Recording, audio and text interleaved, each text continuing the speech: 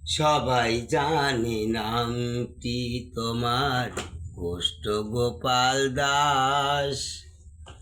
ডিসেম্বরের 4 তারিখেই হলো স্বর্গবাস। সবাই জানে নামটি তোমার কষ্ট গোপাল দাস। ডিসেম্বরের 4 তারিখেই হলো স্বর্গবাস।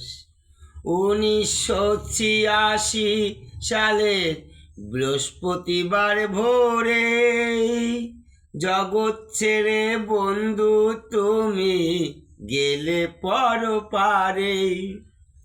গানের মাঝেই থাকবে বেঁচে, গানের মাঝেই থাকবে বেঁচে হয়ে অমর শিল্পী জগতে। এ দুনিয়ার মায়া কাটিয়ে